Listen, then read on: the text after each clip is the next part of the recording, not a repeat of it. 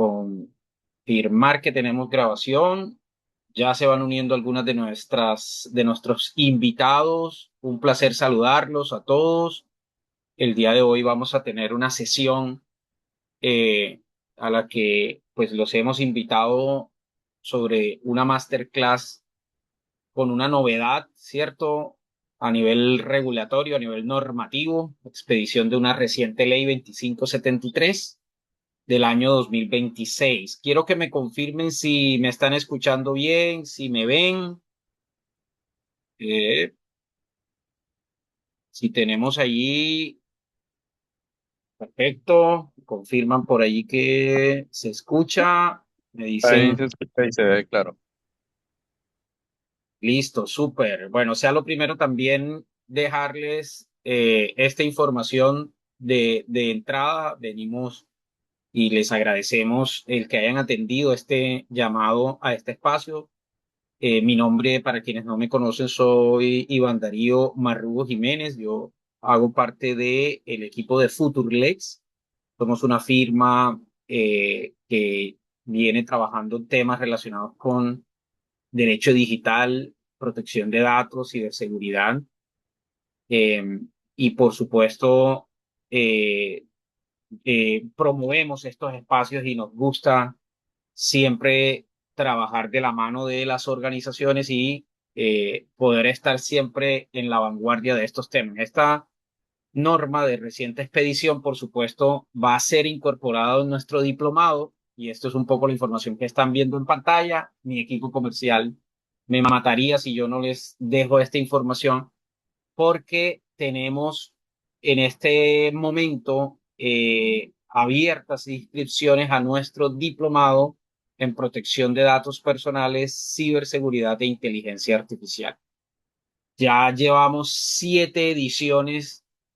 Anteriormente era un curso avanzado y pues a lo largo de este tiempo hemos ido evolucionando y a día de hoy se ha convertido en un diplomado que pues básicamente reúne una serie de profesionales bien interesantes alrededor de este tema. Algunos de esos docentes están por acá acompañándonos. Y pues nada, ya gracias a Dios, pues hemos podido trabajar con este programa de formación de verdad con muy buen recibimiento. Contamos pues con nuestra aula virtual y por supuesto el diplomado en este momento está haciendo en este mismo instante su apertura porque vamos a iniciar con las clases próximamente. A partir de junio estaremos dando ya el largado oficial, ese banderazo verde de poder contar con nuestra nueva edición del diplomado y por supuesto ustedes están invitados. Algunos ya han tomado algunos de estos programas con nosotros. Por supuesto, año a año queremos aumentar tanto en la experiencia como en las temáticas. Y ya desde el año pasado habíamos probado con los temas de integrar los componentes de ciberseguridad y de inteligencia artificial, pero este año pues hemos hecho un ejercicio que creo que va a, por lo menos eso estoy muy expectante de que supere de verdad toda la previsión que hemos hecho. Les dejo solamente un punto. Vamos a tener herramientas, vamos a contar con un partner nuestro que se ha unido a nuestro diplomado y que nos va a permitir a los asistentes tener una herramienta de inteligencia artificial. Entonces, ese módulo de inteligencia artificial viene recargado, por supuesto, para los oficiales de protección de datos. Va a ser un tema muy interesante y ustedes van a tener allí dos cosas que de solamente de así abuelito de pájaro les hago a nivel comercial. A quienes se inscriban, todos van a estar participando con su inscripción, van a tener un descuento en una hora, pero al mismo tiempo vamos a tener la rifa de un par de libros que recientemente hemos publicado, el libro del régimen colombiano de protección de datos de la editorial Tirán Leblanc, en el que yo tuve oportunidad de participar como coeditor.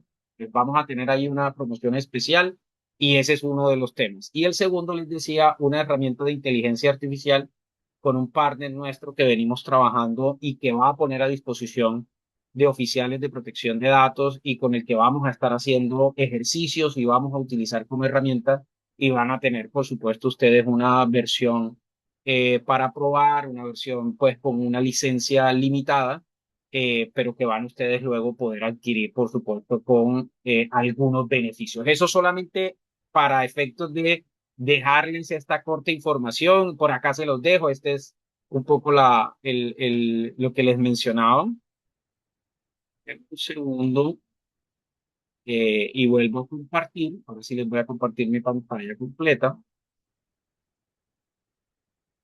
Y eh, damos paso o empezamos el ejercicio. ¿Listo? Esta era un poco la información. Esto está de verdad muy reciente porque el día de hoy lo estamos lanzando. Así que quienes estén muy interesados o tengan pues la posibilidad de cursar nuevamente nuestro diplomado o el diplomado para quienes no lo han tomado, pues una invitación supremamente abierta para que lo puedan realizar.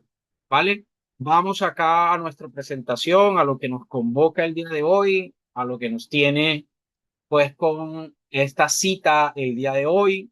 Ya podemos ir largando nuestro eh, proceso. No me voy a tomar más allá de unos 35, 40 minutos para poder también abrir un espacio de preguntas, de reflexiones, de conversación, porque me interesa mucho que podamos hacer estos ejercicios. ¿Listo?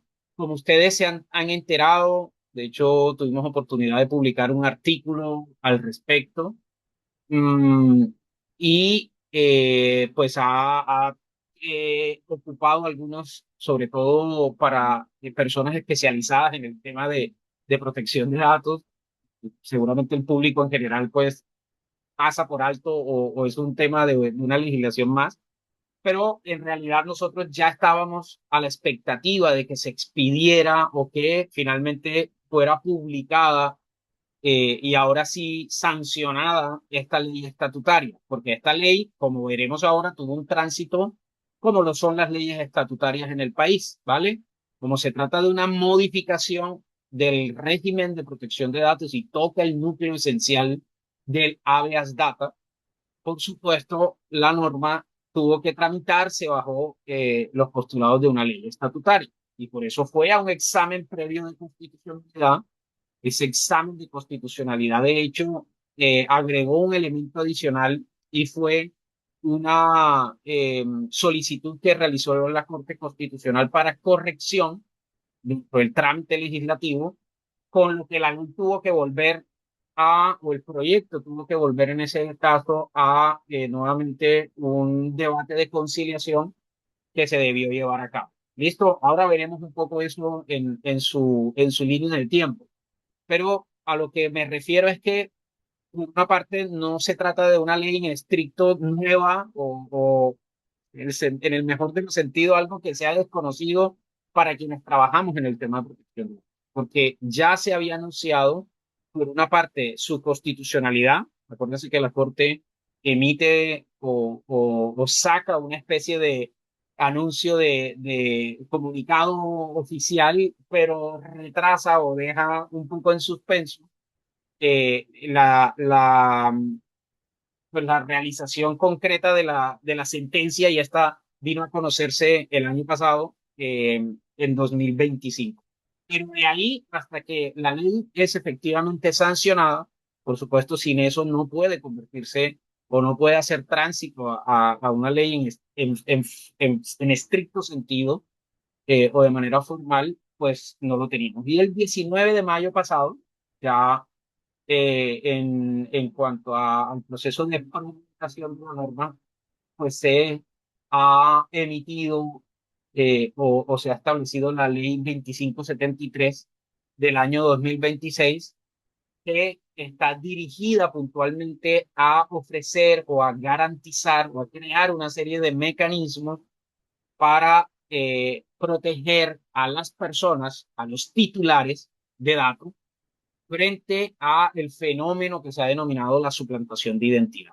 ¿Listo? Suplantación de identidad que le pondremos unas comillas porque veremos que a nivel normativo tal vez esa es una categoría todavía un poco indefinida, importante porque la norma trae unas definiciones, pero es importante a efectos de poder establecer tanto a nivel normativo como a nivel técnico sobre todo y a nivel de operación, operatividad, cuando se nos habla de suplantación de identidad, ¿qué es? ¿Vale? ¿Se acuerdan que el año pasado, cuando se hacía ese monitoreo de las normas o del proceso normativo, entendíamos que también en cuanto a la modificación que hubo del Código Penal para incorporar una modalidad especial en estos delitos, se mencionó o se estableció que cuando se utilizan plataformas o tecnología o asistencia de la inteligencia artificial para crear lo que hoy se denominan los deepfakes o estas suplantaciones a través de procesos algorítmicos, por supuesto, estamos frente a esta nueva categoría y sobre todo a esta nueva tipología de actividades que son potenciadas por la tecnología. Y estamos precisamente dentro de este escenario.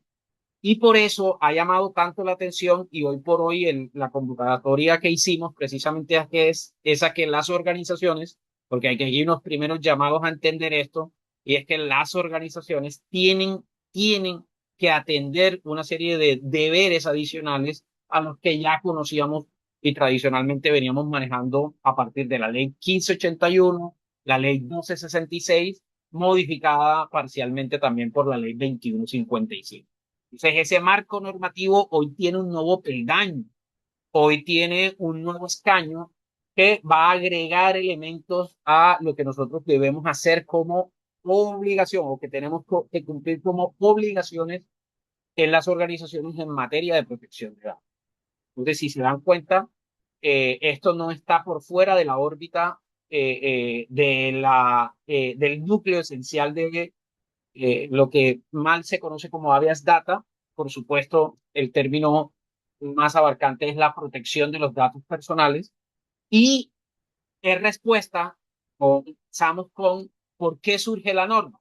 Aquí les dejo solamente dos datos bien interesantes. Solo a nivel de delitos informáticos, en el año 2025 se denunciaron 62.300 casos en Colombia relacionados con la suplantación mediante sitios web y algunas otras categorías delictivas utilizando tecnología.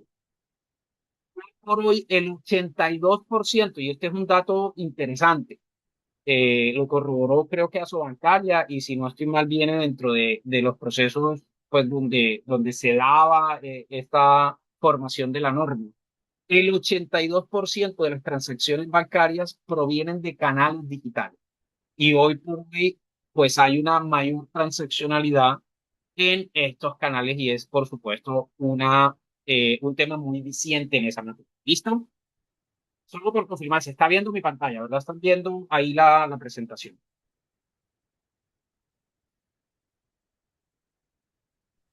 Sí, sí se ve. Gracias. Sí. Muchas gracias. Muchas gracias por la confirmación. Permítame que yo estaba acá viendo porque no estoy viendo como la pantalla de Zoom, sino que tengo solamente abierto mi presentación. Ahora, esto, como decía, aquí están estas cifras o con lo que iniciábamos y básicamente la norma parte de un supuesto muy interesante y es poder trabajar sobre o para corregir una asimetría que se creó bajo auspicio del mismo sistema. ¿Qué quiere decir eso? O me explico un poco mejor.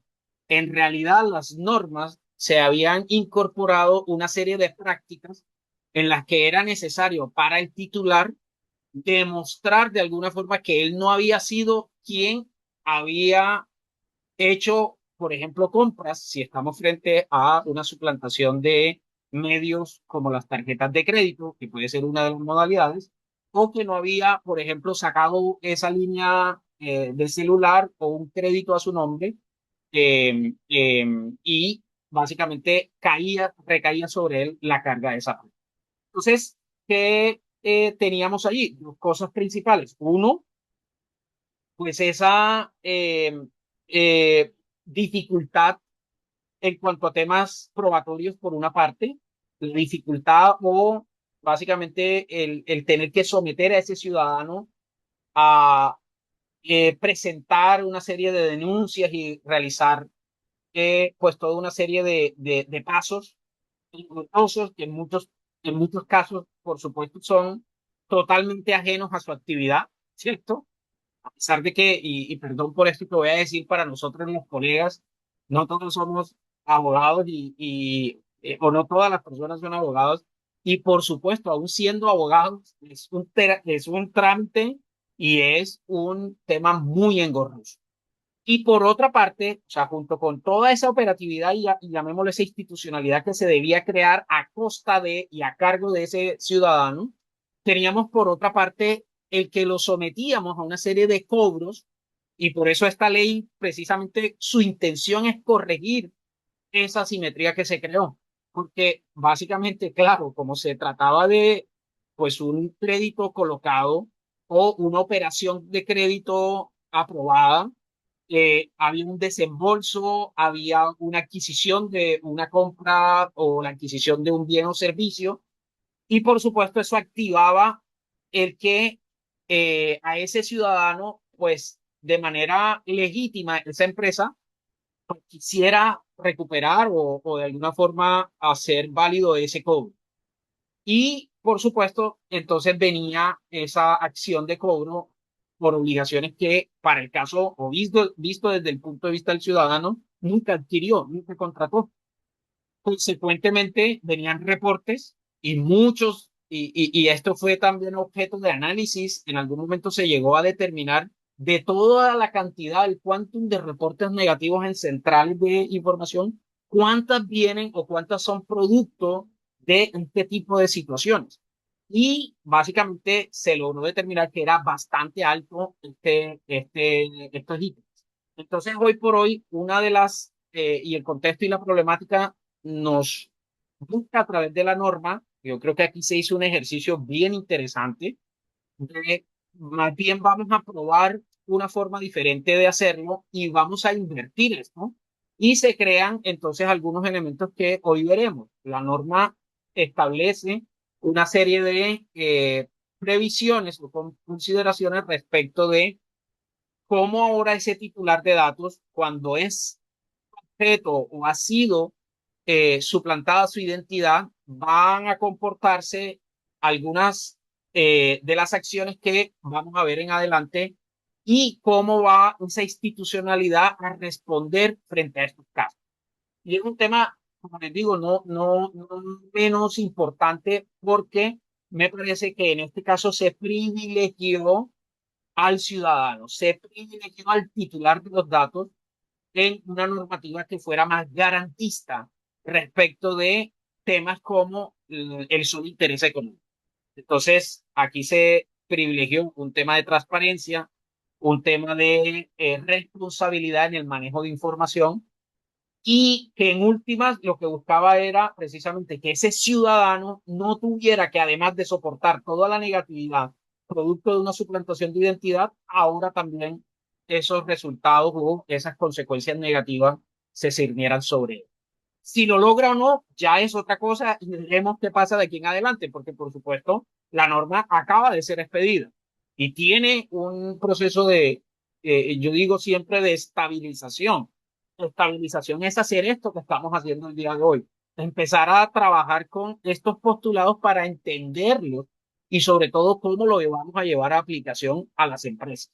Porque una cosa es el postulado, el deber ser de la norma, y la otra es cómo lo aplico dentro de mi organización, ¿cierto? Entonces, todavía aquí hay unos criterios y me parece que hay un tema muy importante y de hecho veremos algunos retos que todavía pues, y de hecho no lo va a decir la norma, pero que de la sola lectura le salen a uno interrogantes. Y por supuesto, esta apenas hoy es una primera visión, una primera sesión donde simplemente pues, queremos hacer un llamado a que revisemos la novedad legislativa y empecemos a comprender un poco el alcance que ella tiene. Aquí está el recorrido, ya no me voy a detener en esto para efectos de poder controlar bien el tiempo, pero pues es una norma que, como les decía, tuvo un momento específico, se detectó un vicio al momento de hacer el proceso de conciliación, al final del ejercicio de los 4 debates,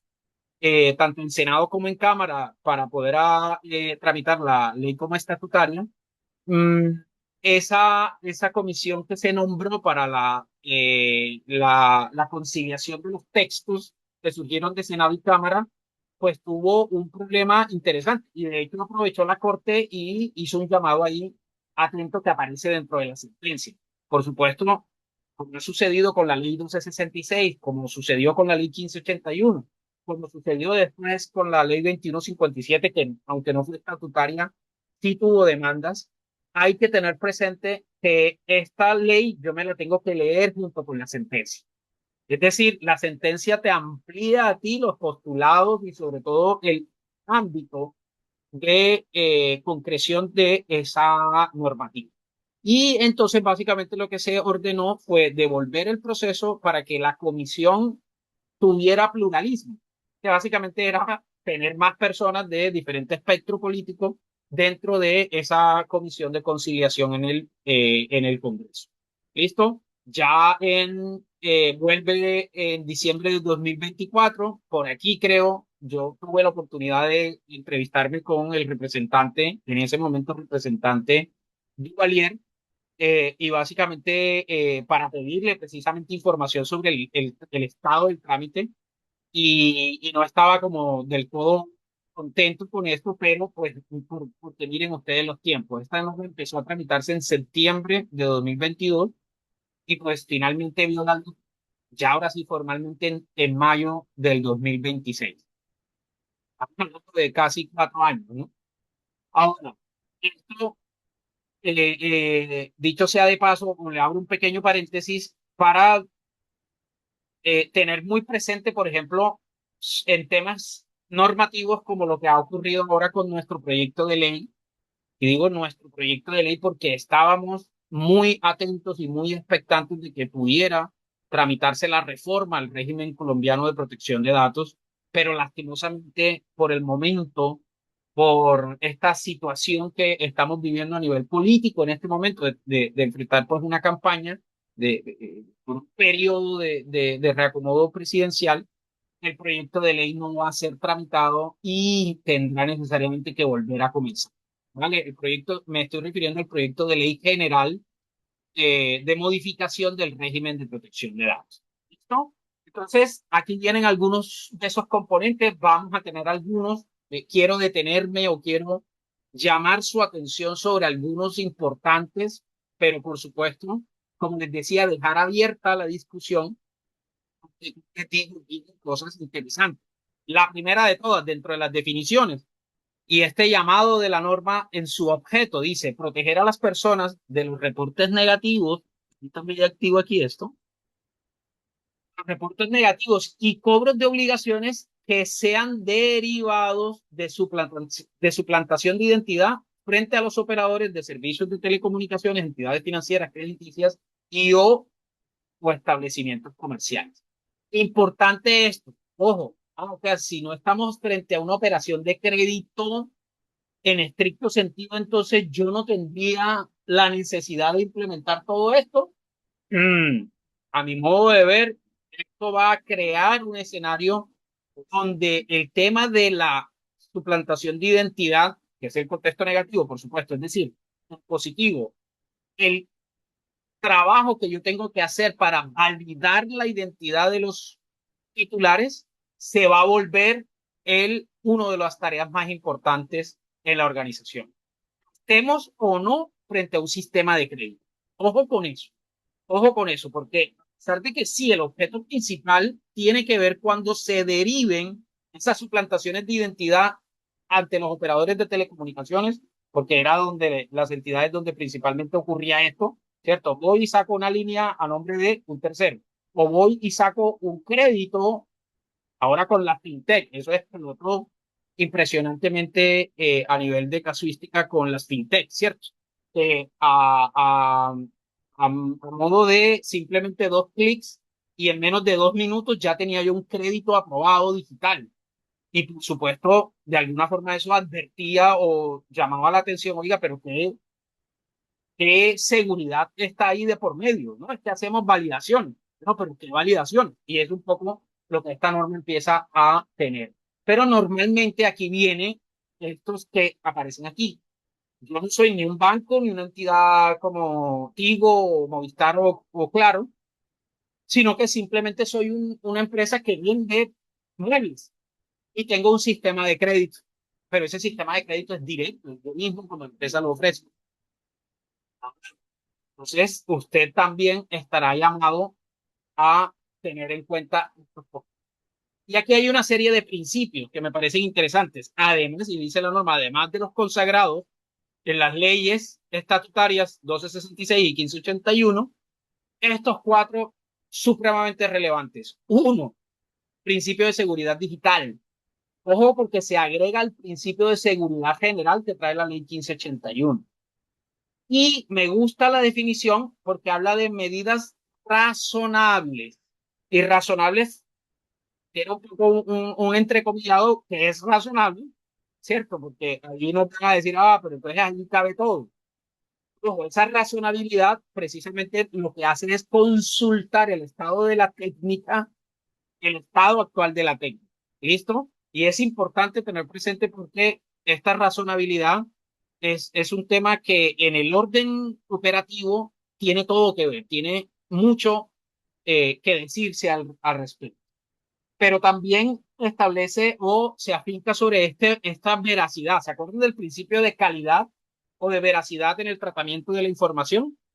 Claro, ahora aquí se establece una carga mayor, porque de hecho ya no era así, pero hay un deber adicional. Ya no solamente usted como empresa responsable en el tratamiento de los datos deberá tratar información lo más veraz, ¿se acuerdan que dice así el postulado? Lo más veraz y cercana posible, o actualizada, sino que además es un deber de usted hacerlo, ¿vale?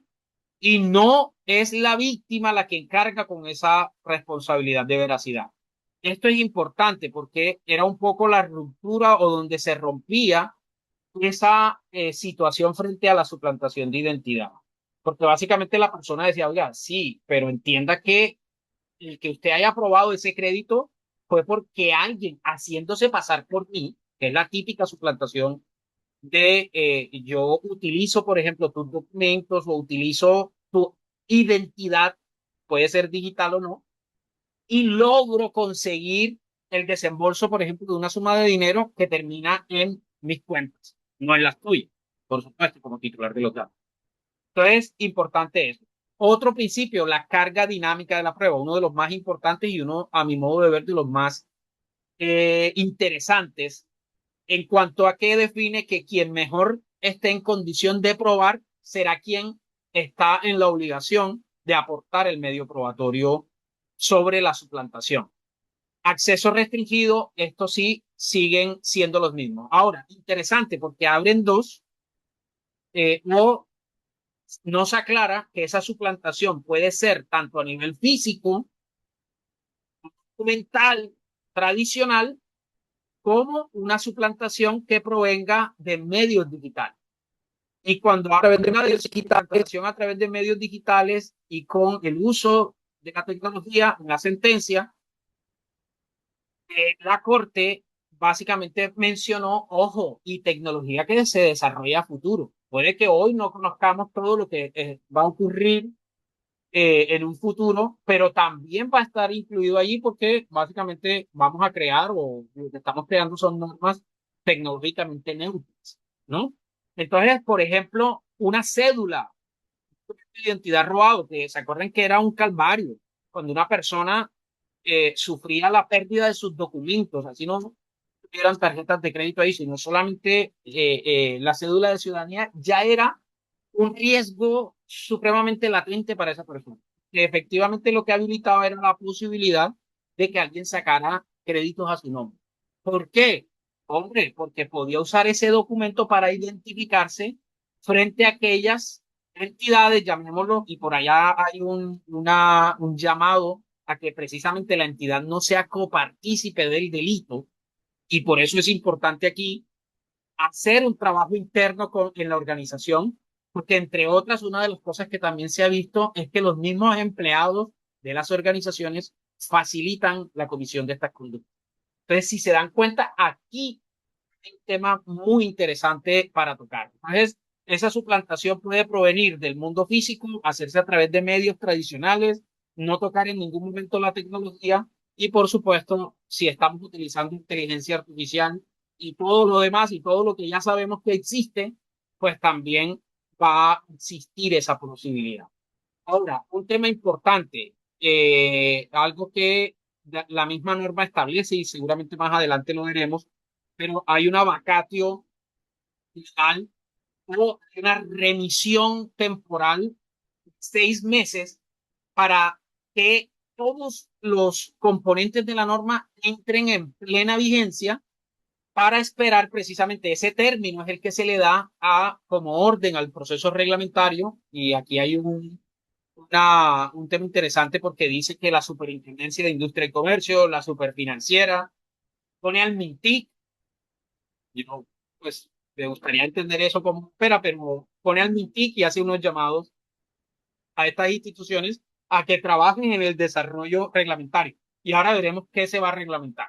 Pero aquí algunas importantes y léanse el artículo 5. Ahora si podemos vemos ahí un poco la norma, pero en el artículo 5 en sus dos primeros parágrafos, uno es este, entregar la información y los documentos a la víctima cuando reporta que ha sido víctima del delito de falsedad, precisamente para facilitarle ese ejercicio y para que los postulados que aquí estamos estableciendo se puedan cumplir. Porque ¿saben qué ocurría? Y, por ejemplo, en el caso puntual mío me ocurrió el banco. A mi mamá fue víctima de este tipo de delito y tal vez por eso ustedes ven que me emociono mucho con esto, pero el banco nos dijo, no, no les puedo entregar la información relacionada con las operaciones de la tarjeta de crédito en el establecimiento. Y básicamente, más o menos me dijo, vaya y pregúntele al establecimiento de comercio, que puede ser cualquiera, hoy un datáfono lo tiene cualquiera, que cuál fue la operación realizada y pues fueron 10 compras con una tarjeta de crédito robada. Entonces, ese es precisamente el elemento que corrige la norma. Entonces, una primera medida, y aquí lo que dijo en el parágrafo transitorio de entrada en vigencia de la norma, es que este va a entrar inmediatamente. Este no tiene que esperar el proceso reglamentario. Los numerales 1 y 2 del artículo 5 van a entrar en vigor inmediatamente y suspender el cobro. Ojo con eso, porque este es un efecto. Se suspende el cobro del capital, los intereses y sobre todo las acciones de cobranza, ¿cierto? Esas acciones de cobranza que a veces son tan tediosas que no han respetado la ley, dejen de fregar, pero esta es otra situación y no nos vamos a quejar de la ley, dejen de fregar. No, este no es el espacio. Pero fíjense que es un tema bien, bien interesante porque une una cosa con otra. Entonces, tú reportas inicialmente, y aquí viene el tema, la víctima, pues obviamente hace el proceso de notificación, pero también hay un deber en la fuente de hacer un proceso también cuando se prevé o se detecta que hay un fraude para la adquisición de ese bien o para el otorgamiento de ese crédito.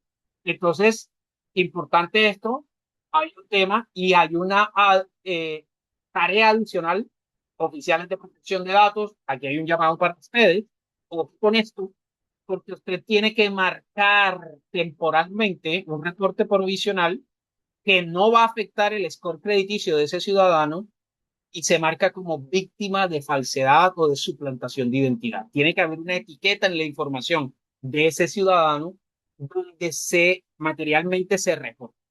¿Se acuerdan que estas eran parecidas a las obligaciones cuando teníamos por allá en la 1581 o en la ley 1266, cuando habían reclamo en trámite? ¿Se acuerdan que debíamos marcar que estaba siendo objeto de reclamación tal operación o tal tratamiento o parte de la información de ese titular? Acá se tiene que existir una marca, me gustaría ver operativamente cómo se va a hacer, pero esto debe operar. Y fíjense esto, un reporte a la DIAN para evitar consecuencias tributarias. Por aquí, por ejemplo, me estaba yendo yo, sobre todo con el establecimiento de comercio donde se hicieron las compras con la tarjeta de crédito robada, porque obviamente eso debió representar para ese establecimiento un ingreso, un impuesto. Y ahí deberían haberse expedido unas facturas, o cómo contablemente se contabilizaron esas compras o esas ventas realizadas. Y yo decía, oiga, pero ahí es donde claramente se ve que, pues, este fraude, además, en el caso muy particular mío, pues yo veo que hay como una participación de las personas allí involucradas, porque yo no lo entiendo de otra forma. Por supuesto, unos llamados y unos deberes de prevención y de seguridad respecto de cómo se establecen. Les decía, se le da un plazo tanto a la Superintendencia Financiera, a la SIC, al MINTIC para reglamentar dentro de los 6 meses. Y otro tema bien interesante a nivel de actividad es que se consagra un efecto de silencio administrativo positivo si no se le da respuesta en términos para hacerlo favorable a la víctima. Esto es importante y es claro un mandato que va a hacer que, pues, usted como organización, esta es precisamente la inversión que les carga, para que usted no deje, primero, de responder y segundo, pues si no logra encontrar cómo viabilizar una respuesta formal, pues si no lo hace y deja vencer el término, lo que va a ocurrir es que eso se va a resolver favorablemente para ese titular con las consecuencias que vamos a ver ahora. Y es esto, se tendría como eh, eh, demostrado, porque es favorable para la víctima, que provino de una suplantación y hay una exoneración total de la deuda junto con los intereses, la eliminación de todo reporte negativo y la exoneración directa si la entidad constata que existen discrepancias entre, por ejemplo, el proceso de generación o de originación del crédito, discrepancias en la firma, en la foto, en la biometría. Esto es importante porque esto dice la norma que no es necesario esperar que haya un pronunciamiento definitivo por parte de un juez. ¿Listo? ¿Se acuerdan que la 2157, la ley 2157 del año 2021, cuando modificó el artículo 12 de la 1266, había incorporado algo parecido?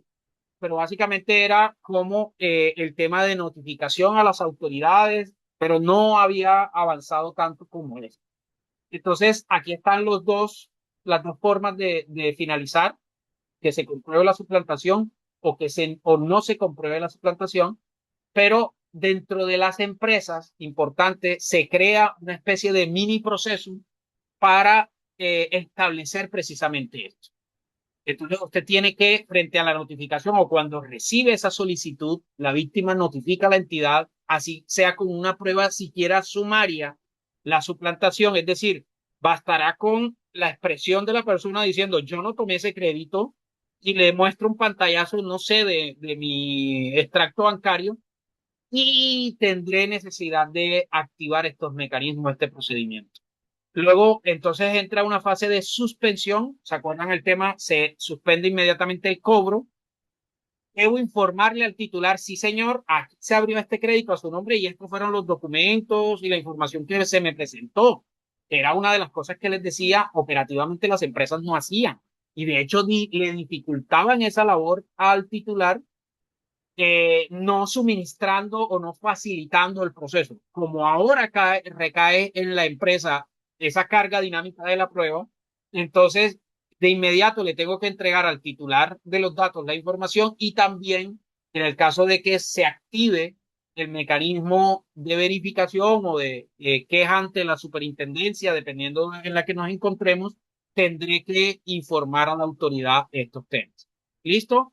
Y estar atentos a la investigación. Ojo con esto, porque aquí el llamado es, las empresas no van a ser las investigadoras. Las empresas no van a tener que contratar ahora, pues, un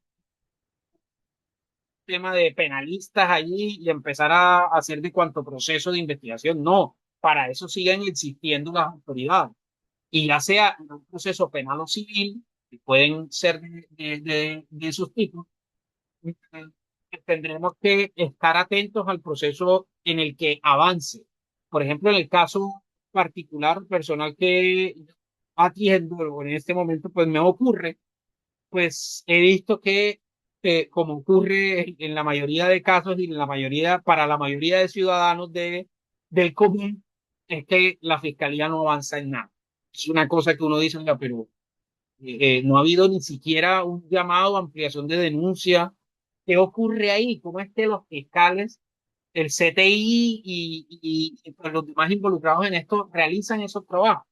Pues no soy penalista y básicamente pues, quiero en eso excusarme pues frente a mis colegas en cuanto a eso, pero yo digo, al menos, no sé, después de un tema, tener algunos puntos iniciales de avance respecto de esto, ¿no? Estamos en cero.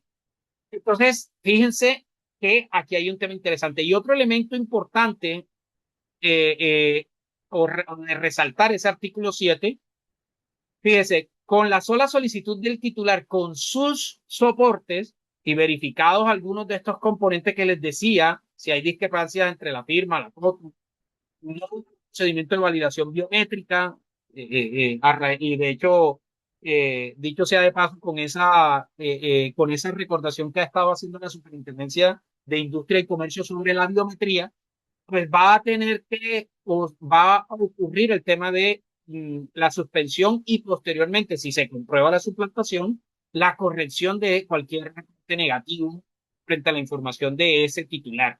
¿Listo? Entonces, la fuente, es decir, quien origina la información del reporte negativo, es quien debe denunciar el delito. Fíjense la importancia de esto. Ojo con esto, porque se acuerdan que les decía el procedimiento. Una vez se notifica, se ordena la suspensión, también hay un llamado a que esa fuente se vuelva co-denunciante del delito. Incluso si la víctima no lo ha hecho, la fuente puede acudir precisamente para que se inicie el proceso y de hecho le interesa para poder estar en alguna de estas dos situaciones, se obtenga una resolución definitiva frente a ese delito.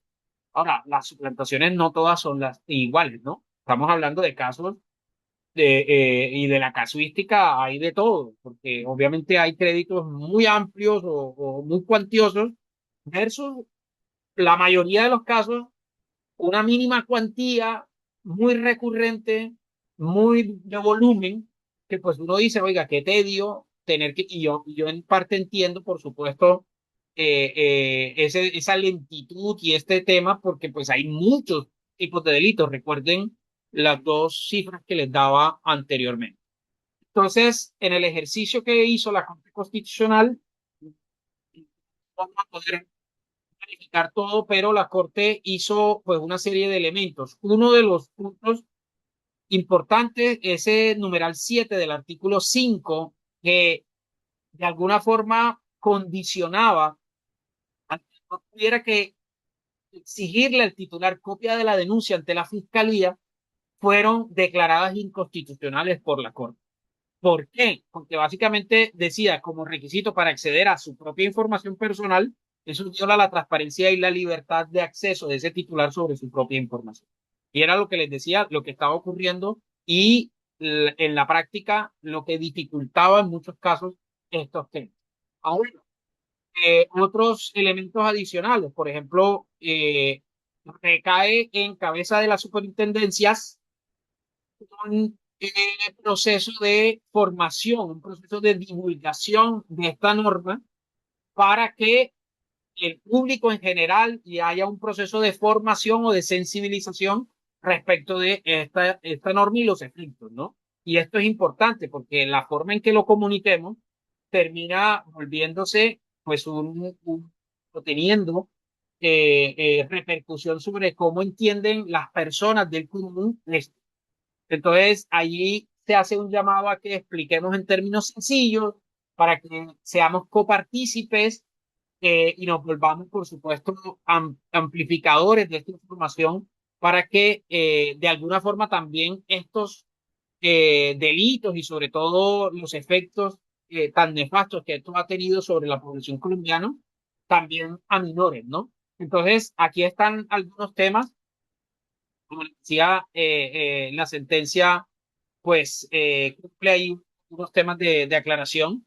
Acá algunos de los retos, y era un poco sobre lo que yo quería tocar con ustedes. Importante, las actualizaciones de los procesos de Know Your Customer o de plena identidad.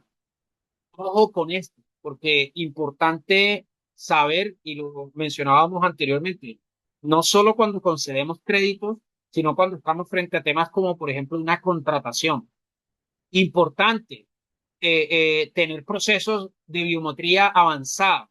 Aquí hay un tema importante y no sé si lo logré incorporar, pero yo reflexionaba o veía que uno de los retos aquí es poder también integrar a esos terceros que hoy por hoy están ofreciendo u ofertando estas soluciones de validación de identidad. Que ellos no han aparecido por todos estos intrilinguis de la norma. Y yo digo, oiga, ¿qué sucede o cómo va a ser la corresponsabilidad si, por ejemplo, se detecta o de alguna forma se configura la suplantación? Hay ese efecto de que efectivamente yo no puedo cobrar la deuda y pues para la empresa pues finalmente representa una pérdida. Hubo una activación y hubo un crédito concedido, ¿cierto? Y hubo una compra y hubo un despacho o una prestación de un servicio, bueno, N cantidad de cosas que pueden ocurrir. Y básicamente, fíjense que habría que tener muy presente cuando el proceso de originación, pues, tenga como supuesto el que tengamos una validación de identidad, por ejemplo, robusta, a través de procesos, por ejemplo, como el de la biometría, donde se supone o que de alguna forma hay garantía de que efectivamente la persona sí es. Entonces, en esos casos, yo, yo me gustaría ver cómo se van a definir estas obligaciones y esta corresponsabilidad entre estos terceros que ofrecen estas tecnologías, porque ninguna empresa, bueno, muy pocas empresas se van a poner a desarrollar tecnología propia porque ya existen en el mercado estas disposiciones o estos arquetipos. Ya hay pues una serie de desarrollos y por supuesto hay muchos participantes en ese mercado, pero es un tema que a mi modo de ver tiene o llama mucho la atención. Ahora, fíjense que aquí hay un tema importante. El riesgo financiero se transfiere cuando la persona o la empresa es copartícipe o de alguna forma falla en su deber de vigilancia. Y por eso es tan importante. Ese estándar de seguridad, ¿se acuerdan? Esas medidas razonables son en últimas lo que nos va a permitir establecer eso. Porque básicamente usted va a tener que contar como una pérdida dentro de su balance estos procesos en los que falló en su proceso de verificación de la identidad.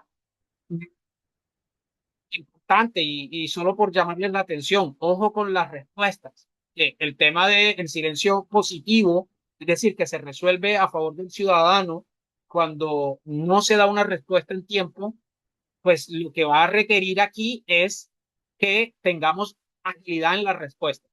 Y agilidad en las respuestas implica todo un procedimiento en el back que nos permita validar precisamente y tener esta información y contar con información de primera mano. Esto lo hemos vivido en organizaciones donde las respuestas no son fáciles de conseguir. Porque está ese jefe de atención al cliente o el de servicio o el de experiencia de cliente quemándose las pestañas porque no tienen información y muchas veces terminan dando respuestas que pues no satisfacen para nada el fondo del asunto y pues tampoco se trata de generar respuestas que no vayan a resolver finalmente esto. Capacitaciones jurídico-tecnológicas o técnico-jurídicas, por supuesto, coordinación con la fiscalía, reglamentación de la superintendencia, que yo digo, allá hay una serie de retos interesantes. ¿Quiénes son los destinatarios? Pues ya todo esto se tiene. Algunos otros, ya hemos hablado de algunos de estos. La Corte recuerda que se extiende la cobertura a cualquier tipo de tecnología. Mire, por más deepfakes que hoy se generen o porque la IA empiece a crear esto, como hemos estado viendo, no vamos a tener en cuenta un tema de nivel tecnológico. ¿Listo? En ese caso, la norma es neutral técnicamente y prende cualquier tipo de tecnología presente o futura. Y eso es un tema importante porque no sabemos más adelante lo que va a ocurrir en esta materia. Acá está un poco el tema que les decía de el proceso, esa ruta pedagógica que va a estar en cabeza del gobierno, que se debe empezar, como empezó desde el 19 de mayo. Yo que en algunos casos estuve por ahí trabajando desde adentro, pues lo que va a ocurrir es que faltando un mes es que vamos a ver esto y sobre todo en este momento, pues quiero ver un poco cómo va a operar eso. Pero permítanme ahí el hacer un poco ahí la mofa de tener, permítanme dudarlo. Es importante tener presente esto. Luego, en noviembre de este año, se cumple el periodo de vacancia que establece la norma, es decir, el 20 de noviembre hay vigencia plena de la norma y todas las obligaciones serán exigibles a las organizaciones. Entonces, verificar. Usted fíjese, aquí nos podemos hacer una pequeña verificación para las empresas antes de noviembre del 2026. Y esa es una de las primeras recomendaciones. Oiga, usted no tiene que esperar los 6 meses, empiecen desde ya a trabajar. Que como decía y como vimos, hay varios temas que debemos tocar, tratar y trabajar al interior de las organizaciones y es importante que los establezcan. Aquí algunos, yo les voy a dejar estas filminas, pues nos las pueden solicitar, por supuesto están invitados a participar. Para quienes no lo tengan, pues saben que tenemos nuestro grupo de la Red Colombiana de Oficiales de Protección de Datos, desde donde normalmente compartimos estos espacios. Este es básicamente una iniciativa tanto de FutureX como de la misma red, esa red de OPDs, pues hoy por hoy somos más de 700 y pico, ya no sé, ya perdí la cuenta, no he visto últimamente cuántos hay, pero somos en LinkedIn, en WhatsApp somos menos, pero pues hay información de primera mano para todo esto que estamos haciendo. Vamos a sacar una cartilla, una cosita un poco más didáctica, así tipo infografía, pero por supuesto esto apenas comienza y estaremos sobre todo indagando y volviendo sobre esto. Termino con esto y doy paso por si tenemos preguntas o inquietudes o quieren ustedes también participar y que me cuenten cómo lo ven. Esta ley nos recuerda que los procesos, tanto legales como tecnológicos, tienen un llamado inicial a que sirvan a las personas y no al contrario. Esto es importante porque creo que en últimas el espíritu de la norma es este. Tiene un centro muy dignificante la norma en poner por encima precisamente el buen nombre de las personas, su identidad y las posibles vulneraciones o ataques a esa identidad desde la perspectiva de que no sobresalen o no son más importantes que ella los aspectos económicos o de puramente de negocio de las organizaciones. Quiere decir que estamos elevando o estamos poniendo un poco más por encima a la persona que al negocio. Y eso para efectos de verlo desde la óptica de las empresas va a ser un tema supremamente importante y además relevante en el quehacer de las organizaciones en estas tareas que a partir de ahora surgen. ¿Listo? Entonces, pues no quiero ampliar más el tema, seguramente discutiremos en otros escenarios más sobre esto, pero por supuesto agradecerles a todos el haber participado y voy aquí al chat a ver si tenemos inquietudes, preguntas. Bueno, Oscar nos comentó un tema del diplomado. Le voy a pedir a Youret y si quieres, Oscar, contáctanos. No hay un requisito previo, es decir, no se necesita como validar un tema previo porque de hecho el diplomado es integral en el sentido de que toca tanto los aspectos básicos como aspectos ya más de nivel avanzado que se va llevando en el mismo diplomado. ¿Listo? Entonces no existe como tal un prerequisito. Esa tal ley de fregar no existe.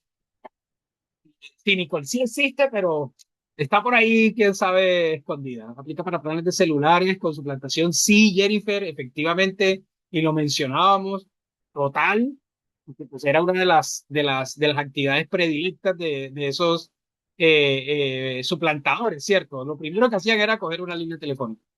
Nicole nos dice, ¿consideras que en virtud del principio de libertad, esta normativa puede servir de marco para no requerir el consentimiento de los titulares en cuanto al tratamiento biométrico de sus datos para efectos de la validación de identidad fiable en la adquisición de ciertos productos y servicios que tienen riesgos de presentación?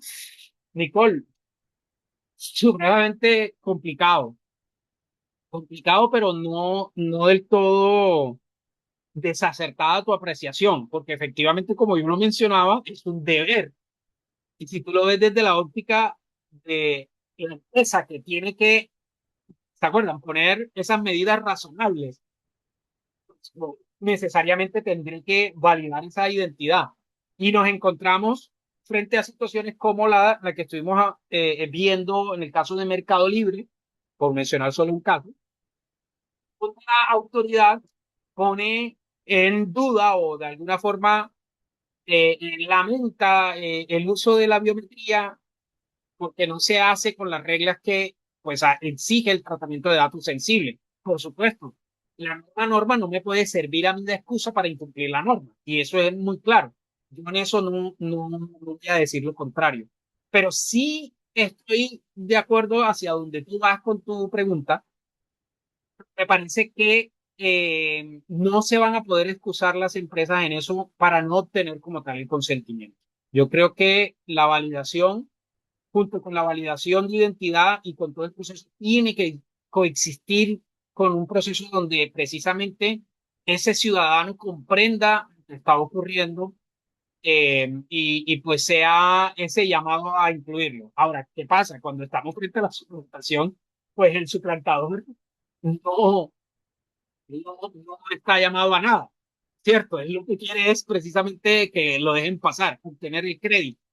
Y por supuesto, porque esa es su finalidad, ¿no? Y es una finalidad ilegítima. Por eso, por supuesto, en últimas deviene a un crédito que en su originación es ilícito. Fíjense que eso es una de las consecuencias de la norma. Una de las consecuencias de todo esto que hemos estado conversando de hoy es que esos créditos que se adquieren o que se tramitan suplantando la identidad del titular es un crédito espurio, es un crédito que se deviene en ilícito y por ende la base de cobro de él, que estoy yendo por otro lado, pero la base de cobro de ese crédito se vuelve ilegítimo. Entonces, ahí hay muchos elementos, pero en ese caso, Nicole, yo creo que no va a ser tan fácil que podamos decir, no, sí, entonces yo ahora estoy exento de pedir la autorización porque en mí recae un deber de validar la identidad y así el titular no quiera, yo la tengo que hacer. Va a ser difícil que nos compren esa posición, aunque en mi modo de ver es entendible que esa sea una respuesta. ¿Se puede ingresar a ese grupo? También el grupo de chat que mencionaste es posible. Sí, Juliet, ya te dejo la información, claro, por supuesto. Totalmente bienvenido. No sé si alguien más quiere intervenir, contarnos algo adicional, cómo han visto la norma, porque pues esto apenas comienza, ¿cierto? Y tiene más de fondo de lo que estamos viendo hasta este momento. Permíteme un segundo, Juliet, voy a traerte la información que me estás pidiendo, pero si alguien quiere participar, agradezco que nos cuente. ¿Listo?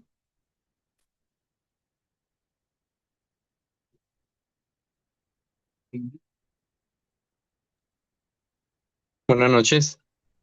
La norma es retroactiva frente a los casos ya, digamos que la víctima, es decir, el suplantado, está como perjudicado, es ¿Ah? decir, de aquí hacia atrás tiene que empezar a mirar esos casos y uno a uno irle dándole solución a esas víctimas. Qué pregunta tan interesante. ¿Quién la hizo? Perdóneme que no vi la persona que estaba hablando. Qué pena que no lo vi. ¿Quién no Eh, me hablaba? Oscar, profe, Oscar. Hola, hola, hola, Oscar. Vale, súper. Oscar, jeje, no, normalmente las leyes no son retroactivas. La verdad es que casi nunca, y a menos que la misma ley lo defina o tenga precisamente dentro de su, normalmente los artículos finales hablan de la vigencia de las normas, casi ninguna tiene efectos retroactivos. Pero acuérdense que existe un principio de favorabilidad y básicamente es en lo que sea favorable para el titular ese principio. Hoy lo veía, hoy alguien me preguntaba por el principio que se denomina pro homine, que básicamente es en estos casos de favorabilidad, y así lo voy a hacer yo en el caso particular que les estoy diciendo, pues eso fue un caso de noviembre del año pasado. Pues yo lo que voy a pasar es un escrito a la superfinanciera donde se está conociendo la reclamación en contra del banco por las compras realizadas con una tarjeta de crédito robada, precisamente para que aplique, a pesar de que no lo puede hacer extensivo hacia atrás, pero sí aplique los principios y sobre todo le haga el llamado a los deberes de esa empresa, en este caso es un banco, para que atienda estos temas. Entonces, por ejemplo, una de las cosas es que entregue la información y eso sí se puede exigir desde el momento, desde ahora mismo.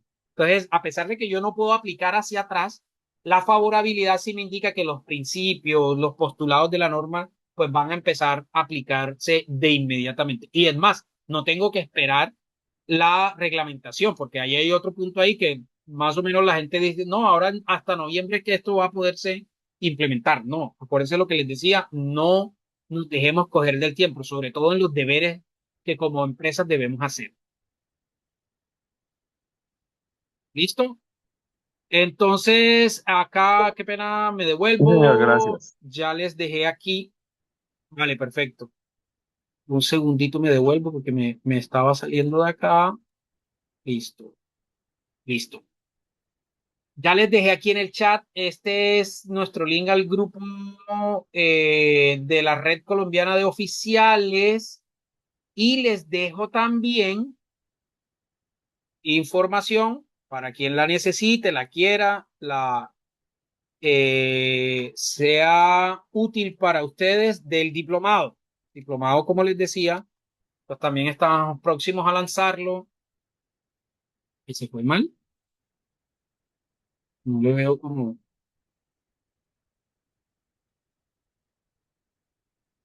algo pasó ahí que no lo tomó como una URL. ¿Listo? Ahí se las dejé también en el chat. Nada, listo. Esta sesión ha sido grabada y por supuesto van a poderla encontrar luego en nuestros canales. Agradezco nuevamente en nombre de Futurles, de la Red Colombiana de Oficiales de Protección de Datos, el espacio, el haber estado con nosotros. Nos veremos en una nueva oportunidad. Por favor, manténganse al tanto de esto. No, no, Diego, fíjate que ese criterio de seguridad digital suficiente y razonable, de qué tipo son las medidas de seguridad, a mi modo de ver, ya está dentro del esquema que tenemos que tener y empezar a desarrollar. Entonces, sí, claro, yo les decía, hay un momento y hay un proceso de adaptación y es como comprender todos estos elementos y, por supuesto, esa labor pedagógica que la misma Corte recordó y la misma norma establece va a ser supremamente clave para eso. Pero desde ya hay un llamado a que las organizaciones se pongan proactivas en este punto, porque ese va a ser su llamado, porque si no la consecuencia, acuérdense que aquí estamos contratando contra un riesgo. ¿Cuál es el riesgo? Que esos créditos yo no los pueda cobrar. Entonces, por supuesto, eso va a ser traslado a el PIG de la organización como una serie de deudas bien complejas que la gerencia luego va a decir, oiga, pero ¿cómo así? Entonces, toda esta cantidad de pérdidas que estamos obteniendo por temas producto de la suplantación de identidad, ¿qué? Y entonces ahí es donde ustedes como oficiales hay que decir, ¿se acuerdan que por allá la norma dice que hay que garantizar medidas de seguridad suficientes y razonables? Es un tema precisamente de llamado. Entonces, no perdamos eso de vista. Bueno, si no tenemos más, ahorita una cosa, iba a parar este tema de la grabación, pero ya ni encuentro dónde está. Pero nada,